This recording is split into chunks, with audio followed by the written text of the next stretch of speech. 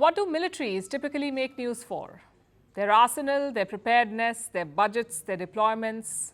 How about their food orders? Like where they source their ration from or where they buy their fish. The US military is in the headlines for this.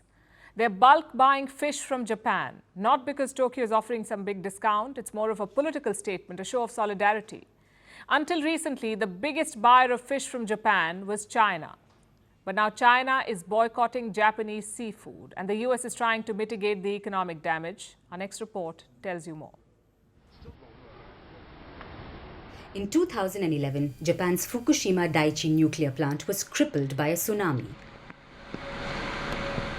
The plant had 1.34 million tons of nuclear wastewater. For over a decade, the wastewater simply sat there with nowhere to go. But in August this year, Japan finally went ahead with its controversial plan.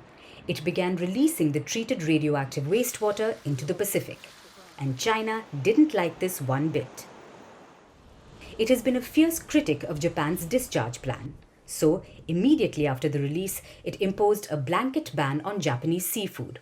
And this is still wreaking havoc on Japan's fishing industry. You see, the Japanese seafood market is worth about $56 billion. Before the ban, China was the biggest importer of Japanese seafood. Last year, it imported seafood worth about $571 million. But right after the ban, a sharp fall came. In August itself, Japan faced a loss of about $14 million.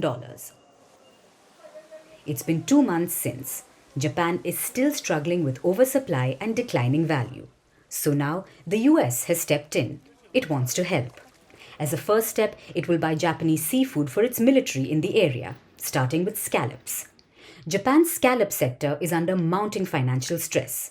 Scallops are the most high-value seafood, and they heavily depend on the Chinese market. Since the ban, their prices have fallen by about 27%. Now, in this fishy war, scallops are America's greatest weapon. But will it be enough? The US will purchase only about 900 kilos of scallops. That's a tiny fraction of what Japan exported to China last year. Japan exported about 90 million kilos of scallops to China. And America gets this. It claims this is only the first step and that purchases will ramp up.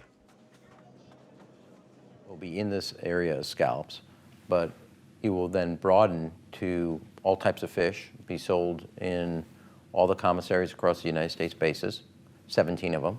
It will be served and stored on our ships for the sailors when they go out. And it will also be available on farmers market. So it starts with scallops, but works through all the fish products. Even so, it's hardly about what kind of fish America wants. All of this is a token gesture.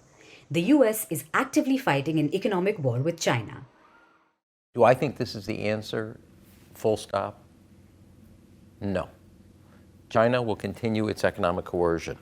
But the best way we have proven in all the instances to kind of wear out China's economic coercion is come to the aid and assistance of the targeted country or industry.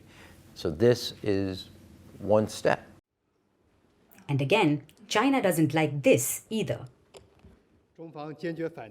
About the US ambassador to Japan, it is the responsibility of diplomats to promote friendship between countries, rather than to smear other countries and sow discord. China says its ban on imports was motivated by food safety fears, despite Japan's relentless explanations on the treated water safety levels and the UN's nuclear watchdog vouching for the water release. China is not budging, but neither is Japan. It says Tokyo will continue to pressure China so that Beijing lifts the seafood import ban. In the meantime, America's help is bound to do some good, if not in terms of finances, then optics. Even so, China would rather give testy responses to this than taste Japanese fish.